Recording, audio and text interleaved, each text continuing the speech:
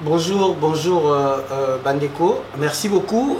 Mikolo yo, événement en Boka qui vraiment animé. Liboso, batuno soza qui intéressé na procès à caméra. Totala qui yango et il a ici que peuple congolais na kati ya motema na désir moko ya justice. Azana besoin de justice, azo mérité justice. Et na procès à caméra totali. Tu remarquez bien que dans Mboka na biso, tolobaki yango plutôt ko bandela yango. Ce ne sont pas des compétences qui manquent. Tous en abatu, ba avocats généraux, ba juges compétents. Et là, moka ezanga bango, ba pesa bango ba moyen te osa la bango. Quand je parle de moyens, na bengi bosso moyens matériels. C'est-à-dire sika salaire na bango, ils ont même moyens financiers, cadre. Et puis, moyen, c'est d'aller garantir leur sécurité. Ceux qui jugent le dossier à miner la caméra, ils traitent malade, même s'il y a eu quelques failles. Mais de manière générale, la caméra a eu une sanction, une sentence pour mériter. Et là, au moins, le peuple congolais a dit bravo aux juges, bravo à la justice. Mais le rôle battait parce que le dossier à caméra est traité et ce qui wana. Mais le quoi caméra a vu mbanonaye ils ont accepté par tout chose que mukolo justice est ça na mboka na biso indépendamment hein ba conditionner bangote parce que ba tchaka ba on a situation de corruption passive, c'est-à-dire juste azo futamate si quoi commis salaire neza mukezo futamate faut lier na mbongo ya ba dossier, c'est-à-dire quoi son to un dossier il a joué par la vie. Donc, en demi-corruption, pour traiter mon andinga mabe. Mais nous avons la lingala penza wa bayanki barba la caméra au zui. Caméra zui. Et bah on peut très faut pas zoua. Pourtant on zoua mbongo à l'état sur la poche naie. Azo kabolo na mwasine na bana naie. Azo bossa na ke bato musu azo kufanza. Mbongo wana sike bimi zaka prévu te. Projet mo ya urgence, bat musu ba salaire na bango est impayé. Donc, sur plus de 80 millions de Congolais, on Nzamba tient la Moukili. On Nzamba pèse ma belle à Congo. Donc, il y a près de 60 millions de pauvres, il faut pas nier comment. Parce que Kamé, les fois, sont bon, après ça, Mida, Nabanane, Soraya, Alibana, Badinga, Moussouba souffrir. Premier élément. Deuxième élément. Après Kamé, les Congolais, nous avons monté Manaye. Ani peut-être que Mouto a Yiba Mbongo à Congo. Dernier public à Boma va les cas devant justice à Samba. Dossier Kamere ça dit bien. Oui, 57 millions na Yona Jamal. Beaucoup zong ça 150 millions avec dommages et intérêts. Quand le monde a bakisa, on a reçu na justice na biso. Ceux qui réellement dossier les gens na justice pour faciliter. Ba condamner Kamere na affaire ya ba maison préfabriquée 57 millions. Bon, on a mis 3 personnes qui ont condamné Mikolo yo na faire la route. Il fallait tomber na Kasai. Voilà que nous avons 20 millions, parce que 3 ans de prison. Nous avons un procès à saut de mouton. Pour saut de mouton, nous avons fait caméra.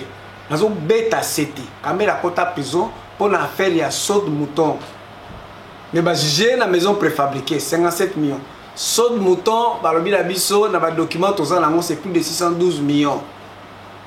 Nga problème nanga ezalaki caméra lobaki azo exécuter ba ordre so ya mukonzi na ye na yela mukonzi ne ba koyeba mais il faut babakisela biso mbano ya 612 millions et les Belges ont officialisé na bien ba Belges ba officialisé que pour la projet à 100 jours il y a Félix Tshisekedi de Chilombo pour caméra bon c'est le projet de 100 jours de chef de l'État. Budget officiel au présidence ya Congo et Bimsaki 488 millions. Quelques jours après habiter Babo Sanaki, ils ont 497 millions to 497 millions. Groupe d'études sur le Congo GEC. ODEP, GEC coûte aux États-Unis, tu comprends, John Sterners. Mais ODEP, Office des dépenses publiques ya Congo et Sangani na enquête. Document prouvant bon et la banque 2 milliards 500 millions. Donc, Kamere, tout ça, on a besoin d'un dossier à chaud de mouton. Vous savez combien? Tout ça, on a besoin de compte rendu. Bon, Félix Aza, président, au Sambate na Congo, c'est normal, mais Pour expliquer biso mbongo bimangi ndenge nini combien banda ko peso permis na poto so noter ka ba adresse au présidence mtasombaki au cousine président au tantine tozo noter to yebi na caméra tozo noter. Et dernière chose, ce qui est justice c'est bêti déjà caméra. Tu dis que pression mo rezawa bana Congo azoyi ba peut-être te nazo répéter en auto tozo répéter moi comme ba passeport. Ils ont un passeport, ils ont un cop. Ils ont un passeport à Congo pour que signer contrat avec à Dubaï. Tata on a une société, on a Semlex à la Belgique, à Syrie, à la Belge d'origine syrienne. Si le passeport congolais prix d'un officiel, tu l'as qui $185. Tout ça l'enquête toujours à 100 Congolais. Nous avons un passeport $200 à Zate. Passeport à 250, 300 euros, même pas dollars euros. Si on bon est les gars et qui est dans la poche Babi l'État congolais a $65 ya pamba. Donc bato on voit mana bango bongo na Congo ale bisoto souffraka. Donc la justice et ko sala musala ko landela bango ale obeminaku donc yo somba babanda kuna yo na pona famille na bana na yo ye parce que sinaki deal na Félix na bato Félix ba kende kuna na deal na bino ale oben yo vandi na yo. Allez, tu veux proposer une loi pour justice et ben de dépendre de la FCC. Par rapport aux Congolais, c'est une insulte. Et ça, qu'on finit à Batou. Si on tant de justice, c'est comment on dépend de la FCC. Si on a FCC, à ça, il m'a dit qu'on pour justice à Bino. Bon, il y a Félix Moutuna Bino, ou à Benga Bino, partenaire.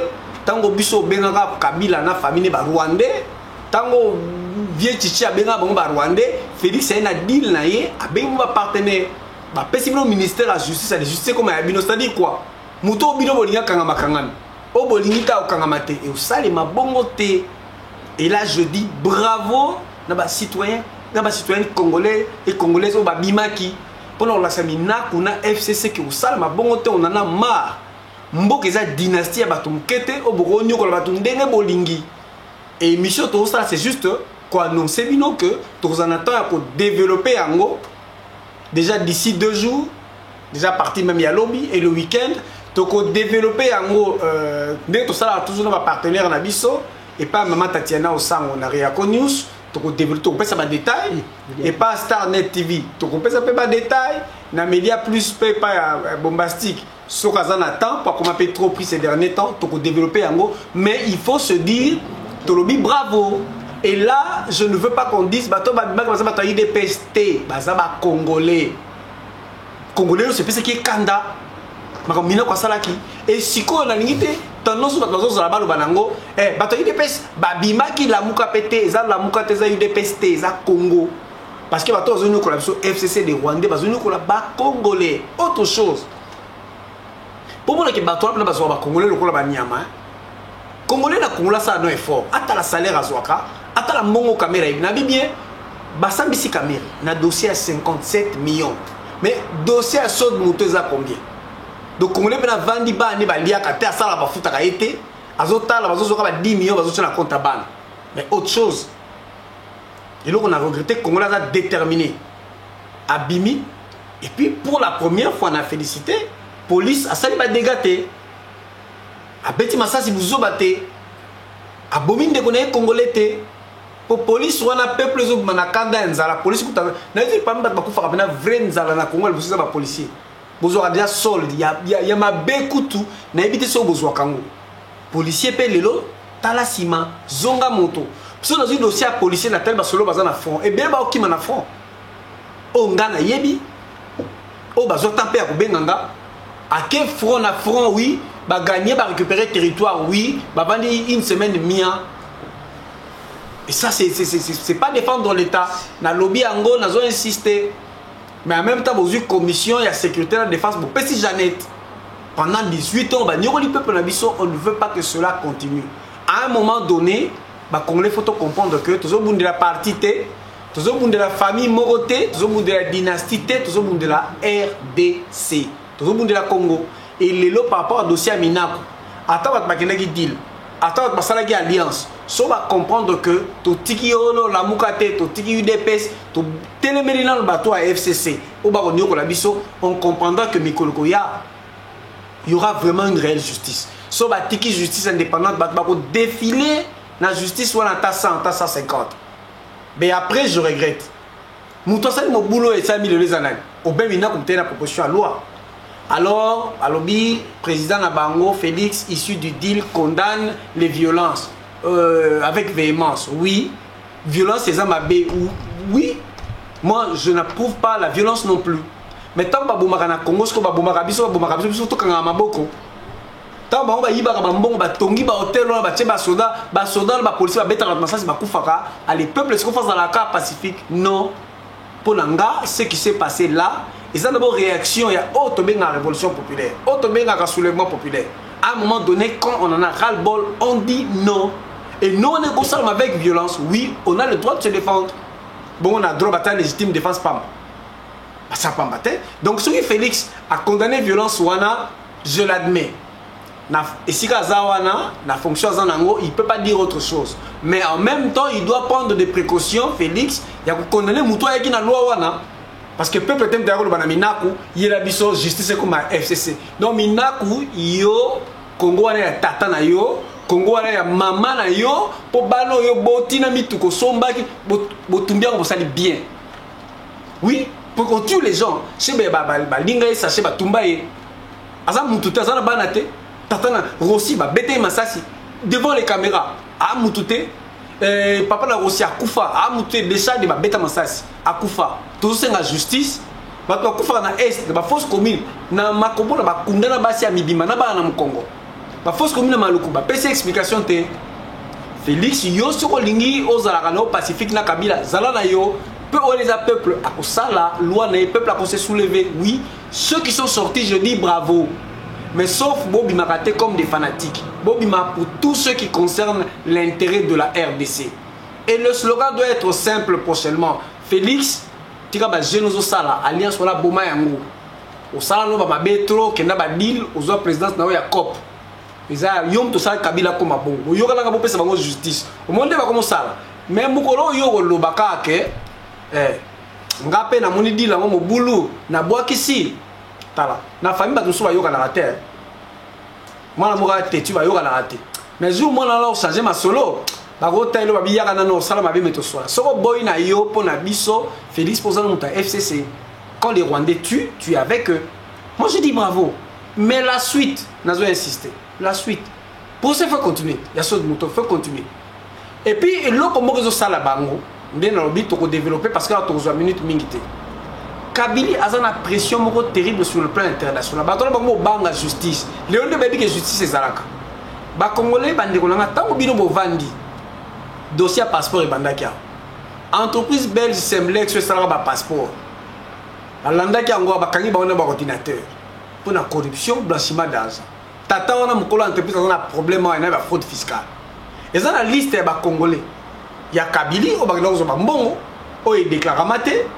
Ni na fisc ni na institution moko malheureusement dès na lobaki na dossier wana Semlex et là il sala biso pasi muto yaki na COP ba senga sala COP Xavier Chichi mais siko ezala ce dossier mususu ya grave ya Glencore ya Cobalt tozo bunda 100 jours 57 millions 15 millions affaire à Glencore za 9 milliards Dan Gentler bras droit ya Kabila. Et dossier monsieur à Cobalt avec le contrat chinois 6 milliards et ça va procès à. Donc ce qui Minaku a proposé loi wana neto banalinga la batindi parce que batol ba comme un système que le ko la baby ki ba go la dossier ya Kabila ya Kabili ya kala ya makambasala ya corruption to ba no ba dossier crime te ya corruption autre un rapport mapping to ko rappeler sur ba crime ba sala bato ba boma na ba fausse commune ba ngonyonso na ba rubero ba kulandama. Voilà ce que l'État congolais était biso ba congolais ya diaspora ba association toko sala yango. Oso to bandiango sur le plan international et kosuka na Congo. Alors pour se protéger pour ba mi bomba yango ba zumina ko ba tindikie ya ko sala eloko na loi peu comme na Congo. Muto azane député te, azane sénateur te, azana fonction ministérielle te, faut justice pe battre la pour asala ka Kabila azamu ta pe perdre. Et ça ka extrait moko ya ndambo to pesi auto ko développer mikolo ya congolais el boso fungola miso ya bibale tozongela kofungola matoi na biso bien kala kutu na diaspora tozalaka na émission moko tokobenga ngo fungola matoi liboso ekota na motema fungola no matoi yoka nano koyoka mutu te po aza ekolo boye koyoka mutu te po aza leader no boye yoka nano intérêt kongo soko yoki meka comprendre après unité Mobutu azali makambo na atika biso tata moko mama moko ekolo moko toza na RDC on se bat pour la RDC kobundela Félix te kobundela famille Tshisekedi te kobundela Fayulu te kobundela Kimpangistan te kobundela Bemba te kobundela Équateur te bundela Congo na moment wana de kutu na kusuka pe wana avant de développer to ke musika te o ezali ka ba nabi to sala un système à flash pour to développer na ba chaîne na biso spécifique même makambo le cas Kamere Minak loi Minak 60 ans d'indépendance ezali koya to manifester te to sala logo te mais biso to proposer na chaque congolais ata yemo na Facebook na ye ata na Twitter asomba ta t-shirt pour ça bo sala ba t-shirt ba somba ba somba te mutu na mutu akomawa unité de la RDC soza mu Congo koma le Kasaï c'est la RDC soza Kasaï koma Équateur c'est la RDC soza mu Équateur koma Beni c'est la RDC ça la formule la union solingi mais unité de la RDC Congolais ané tribaliste c'est de la manipulation et ça affaire à leader politique et ça affaire à occident tout affaire à étranger tout un intérêt Congo biso nga na robeta ko tekolo te mukongo muluba muluba naza muswahili naza soki nini congolais soient unis ndebo bimaki wana je vous félicite mutu mo va récupérer en côté ceux qui sont sortis na yoke wana ba binoko bandeko belé bato IDPS ba bimaki IDPS a sala mutu te ce sont des congolais qui sont sortis sont nazalaki na ngangi na ya et prochainement so bo monsieur zateo bata lamuka ba bimi lamuka sala mutu te Fayulu asala bana na ya bota Muzito sala bana na ya bota le reste ce sont des congolais soyons unis message d'indépendance il y a moins de 60 ans l'unité et congolais toujours de la justice alors la justice on a to senga penda Félix alinga te to fouiner dans le passé voilà le dernier message ingeta so yo fouiner te to fouiner na place na yo le rapport mapping c'est plusieurs pages de passé c'est une centaine de fausses communes les noms des criminels et yebana babomana ko ba yebana batambola librement peuple on a bimi on a ba zobate ba ko tumba banda kwa sadari pambate ba ko tumbotela kimuta pambate bazape batama bomate na mona ba site mususu ce sont des voyous qui sont sortis ngala bila bino obobimaki wana ozala muta UDPS ozala muta lamuka ozala mutu ya nani moi je vous dis bravo mbalasi mabosala yango pa la que biso ba ko so bazwaka indépendance on est des vaillants et la lutte continue et comme il y a solo cas ceux qui bino na Kinshasa to na Congo pour na katanga pe na moni babimaki merci bande kwa est babunda ko banda kala les maïmaï je vous dis bonjour je vous félicite mukoto koma motema moko liloba moko etumba moko toko bengana ba occupant toko zwa Congo na so libre toko sa ba élection libre toko pona mkonzo to lingi et toko développer Congo wana na soki na osenga bino bo s'abonner et belé na page na biso Zeb Congo collectif bateau au moment opportun toko senga bino pour rejoindre agir pour la libération de la RDC ou les associations toko sala pour na ba activité ya justice na RDC et to lutter pour que ba criminel nyonso nyamboka na biso o basala crime économique crime contre l'humanité crime de guerre bazala poursuivi rapport mapping toko bimisa yango toko tiango likola mesa toko landelango dans les détails toko toucher toutes les institutions et on utilisera tous les moyens jusqu'à la fin pour atteindre l'objectif na biso na sekibino merci bande kono so bolanda biso toko mesana okutana na Zeb Congo collectif bon continuer pe ko landa biso toujours na ba site nyoso to boyebi to le kaka bozala toujours nombreux merci na bino ingeta.